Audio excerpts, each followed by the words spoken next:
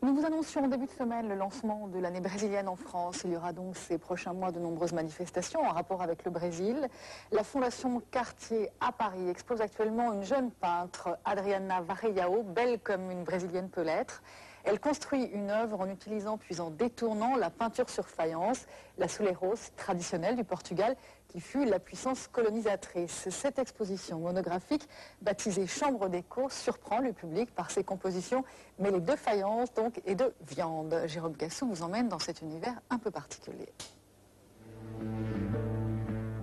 La production picturale de la brésilienne Adriana Varejao est une variation sur un même thème, l'Azulejos, carreaux de faïence qui au Portugal ou au Brésil tapissaient autrefois les palais et les jardins. Elle compose de grandes surfaces recouvertes d'azulejos géants qu'elle fabrique elle-même, un mélange de plâtre et de colle qui en séchant se craquelle de manière aléatoire.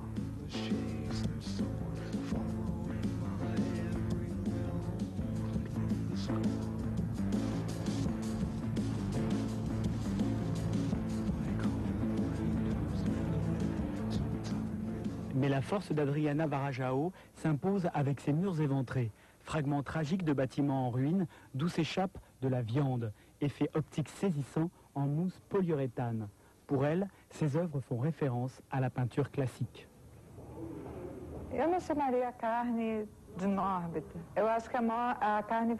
Pour moi, la chair n'est pas morbide. Elle vient de la tradition de la peinture. Et lorsque je peins la chair, je représente cette tradition.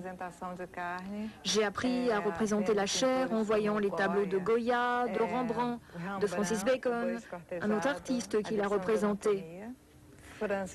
Alors, lorsque je représente la chair, il y a aussi une représentation de l'histoire de la peinture.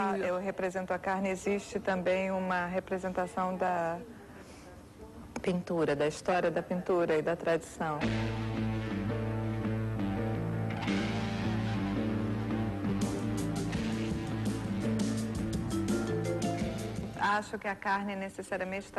Je ne pense pas que la chair est obligatoirement associée à la mort.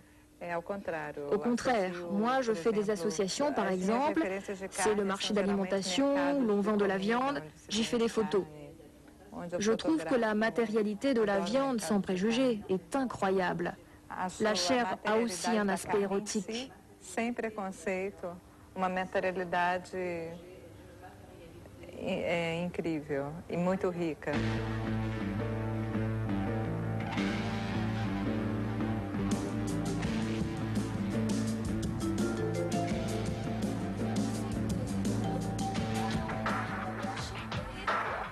Le clou de l'exposition est sans nul doute ces grands espaces glacés, labyrinthes tapissés d'azulejos monochromes qu'elle recycle résolument de manière contemporaine. Là, le temps ne semble pas avoir d'emprise, elle les appelle chambre d'écho, une belle façon d'arrêter le temps.